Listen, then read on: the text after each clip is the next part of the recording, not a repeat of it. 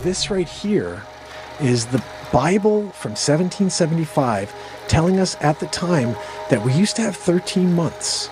The first month of the year is March. Look at all the way to the end, guys. There's 13 months. 13 months. First day of the week, Sunday. Second day, Monday. Look at that. Seventh day or Sabbath, Saturday. This is the proof right here. I've always been a curious soul, but not in the way you'd expect from scholars or historians. My explorations take place from the comfort of my own home, often late into the night, guided by the soft glow of my laptop screen. This is how I ended up watching a video by Mark Pyers on his channel Mark Inspires. What I discovered there sent me straight down a rabbit hole. Mark presented an old Bible from 1775, and it wasn't the antiquity of the book that caught my attention, it was the content. According to this Bible, the first month of the year is March, and each week begins on a Sunday. I paused the video. Sunday as the first day? March as the first month? That's not what any calendar I've ever hung on my wall has shown. The curiosity in me sparked. I wondered, if what I was looking at was true, why did everything change? Who decided to flip the script and shift the months around? And why does it feel like we might be out of step with the rhythm that was once so ingrained in our culture that it was worth printing in the good book itself? It was like finding a piece in a puzzle that I didn't know was missing. The more I thought about it, the more questions arose. What if the holidays we celebrate, the ones we've been told were based on ancient traditions, were actually aligned with a different rhythm, one dictated by this forgotten calendar? Take Christmas, for instance, often said to be a rebranding of pagan festivities. If we were following this old system, where would that leave December 25th? Would it hold the same meaning if it didn't coincide with the winter solstice as neatly as it does now? Could this alternative arrangement of time affect not just holidays, but our everyday lives? I'm not an academic with a wall of degrees, but that night, I felt a responsibility to learn more. There was a sense that by understanding the past, by peeling back the layers of changes and adaptations, I might find something essential. Something about how we connect with the universe, with each other, and how we find our place within the cycles that govern our existence. And so, I began a journey. One not through dusty library shelves or ancient ruins, but through the digital realm of information, armed with a newfound determination. I was ready to see where this old Bible's tale would lead me and what it might reveal about the world we think we know so well. Discovering that Sunday might actually be the starting point of the week necessitates a serious reconsideration of cultural and religious norms.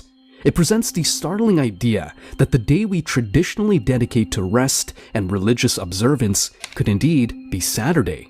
Such a perspective carries weighty implications for contemporary religious customs, hinting that widespread practices might not align with this historical viewpoint. Astrologically, the impact of such a shift cannot be understated. Each day's energies are traditionally tied to a celestial body, which, according to astrological systems, can influence human affairs.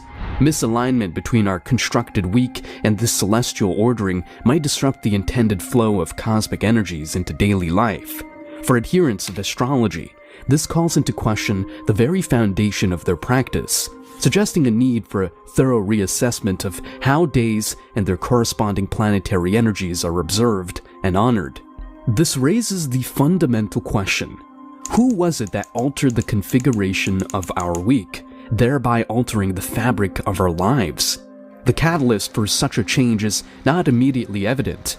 It may have been an incremental process influenced by the shifts in religious and secular authorities over the millennia, or it might have been an intentional move to distance contemporary practice from ancient traditions. One of the things Constantine did was because he wanted the pagans to worship God, Jehovah, was he moved the day of worship to the day of the sun, which is why we now worship on Sunday, because Sunday became a pagan day. One thing is clear. There seems to be a deliberate discrepancy between our current temporal structure and that of historical records, though the motivations behind this are still veiled in mystery.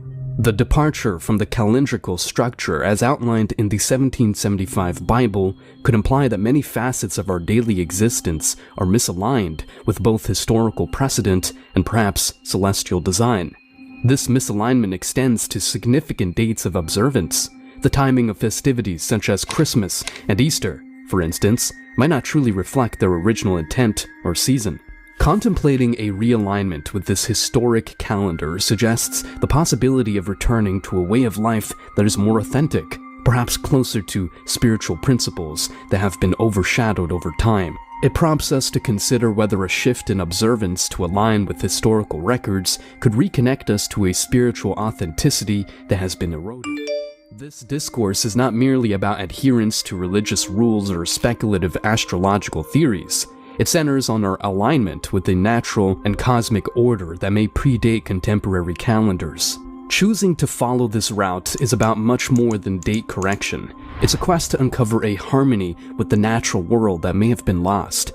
As we delve further into the contents of this ancient text, we have to wonder what further insights they may offer and in what ways these could revolutionize our current understanding of time, spirituality, and our place within the cosmos. This exploration is not only fascinating, but has the potential to be profoundly life-altering. The 1775 Bible, which intriguingly outlines a calendar year starting with March and comprising 13 months, hints at a bygone era's intimate dance with the cosmos. This historical artifact opens a window to explore how our ancestors perceived time and its connection to cosmic energy and planetary alignments.